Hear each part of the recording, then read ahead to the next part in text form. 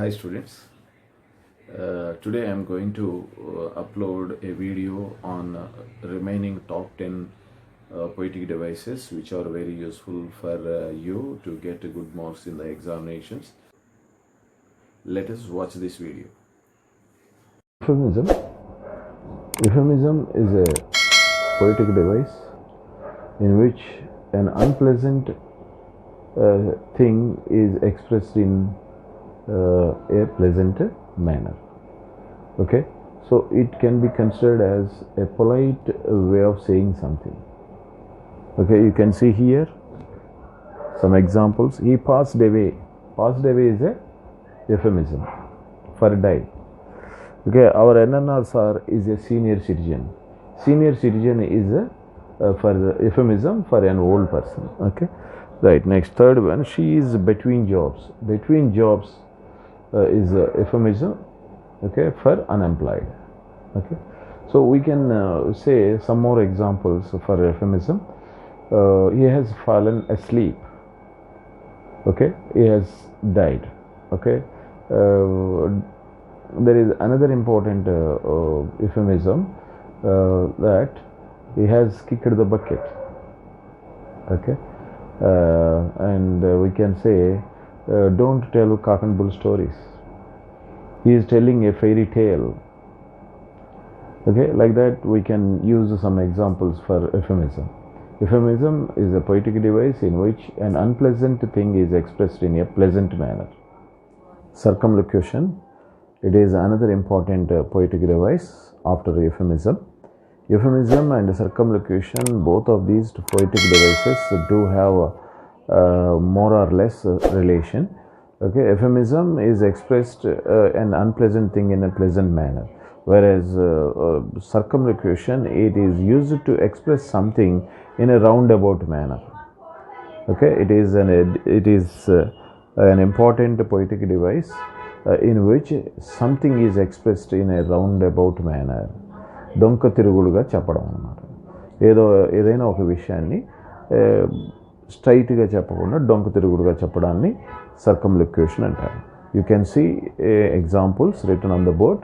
The first one is his prominent future is like an eagle's beak. So eagle's beak is used to denote or indicate long nose. Okay, so here the particular person whom is mentioned here, he has a long nose. He has long nose. So this whole sentence is used for circumlocution. It is expressed in a roundabout manner. Okay, so the meaning of the sentence is he has long nose.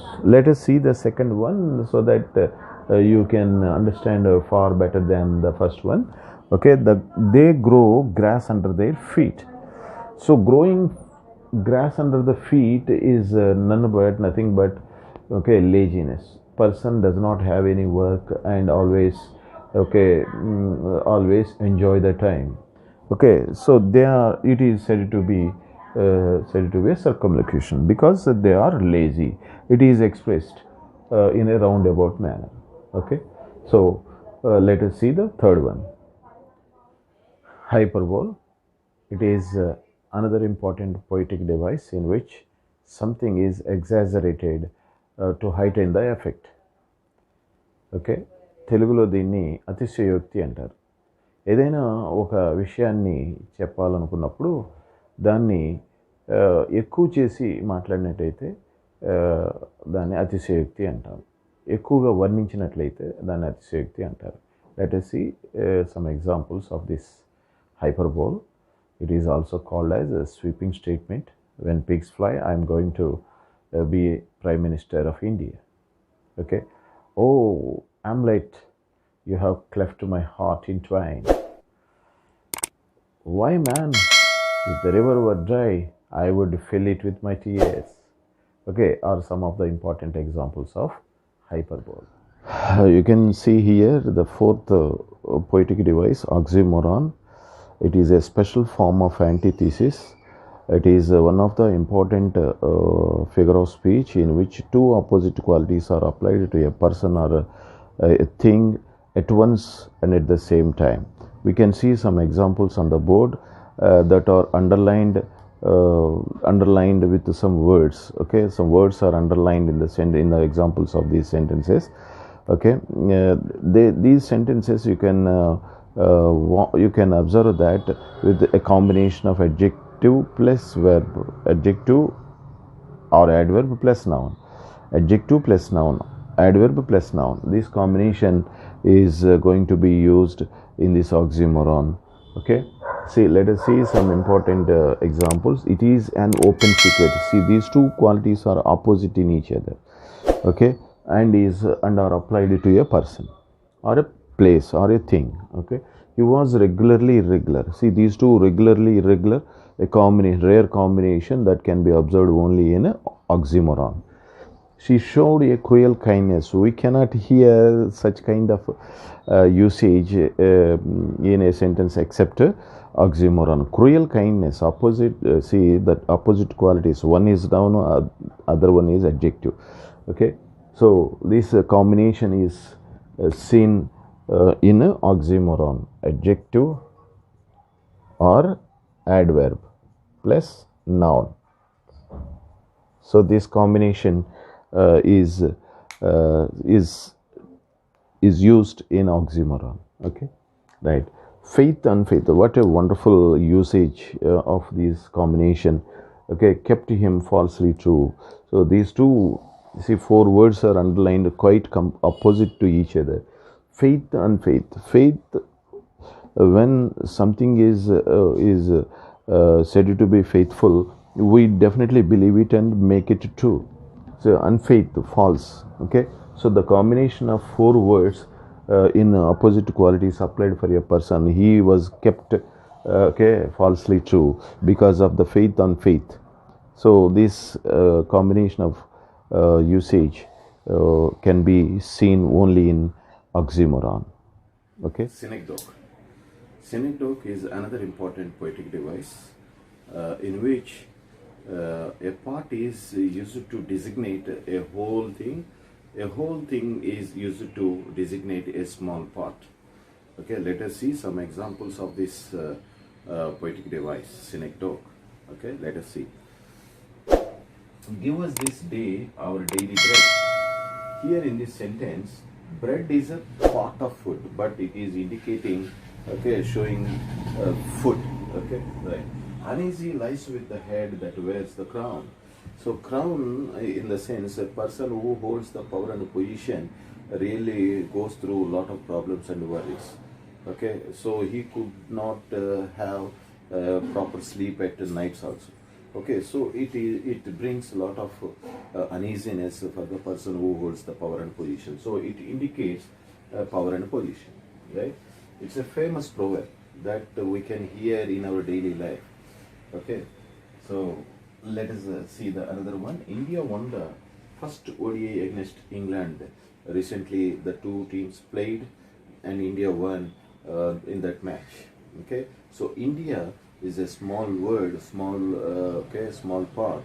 Okay, and is indicating the whole team of 11 players. Okay, so it is indicating a team. Okay, all hands to the pumps.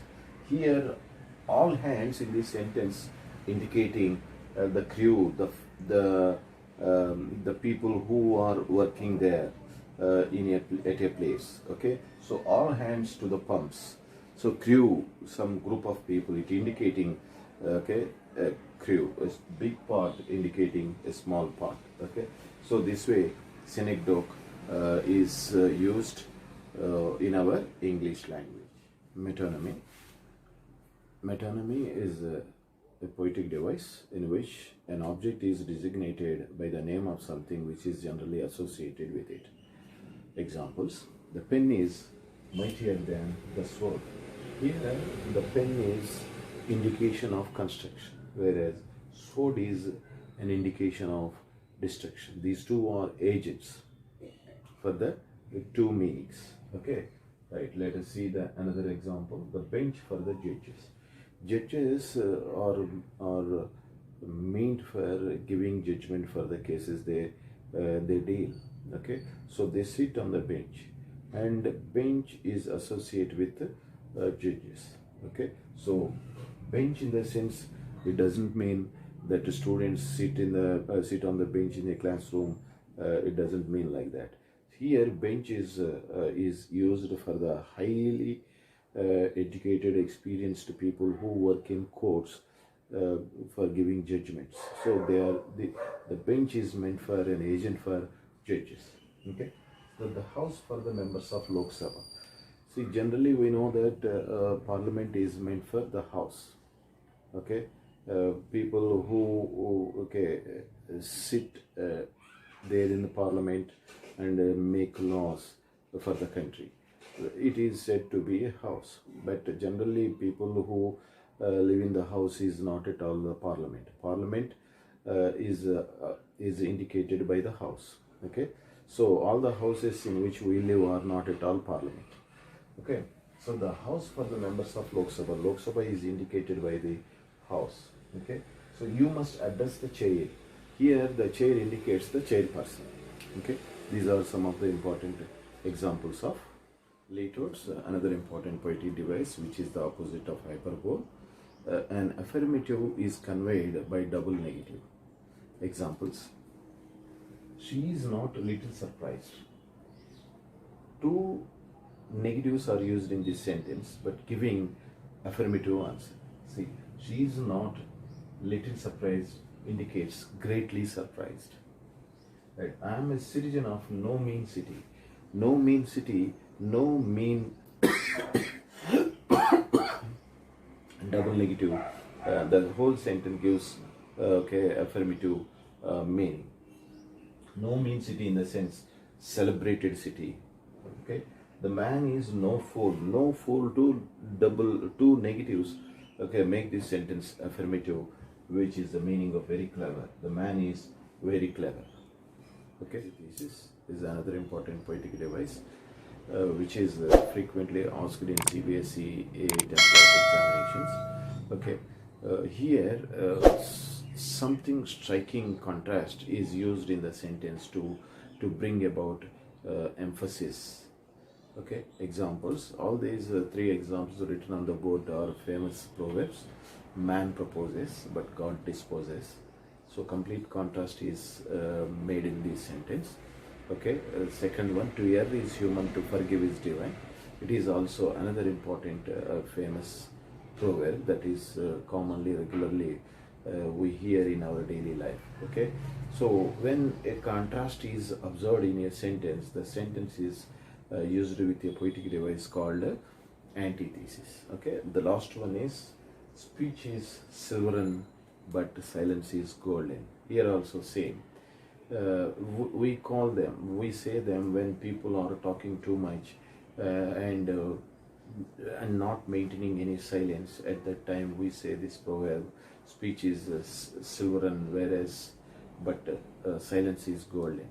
Okay, so these examples really give us the idea about antithesis, the important poetic device. One is a poetic device in which a word is used to indicate double meaning. A word is used to give two meanings. Okay, examples: is life worth living?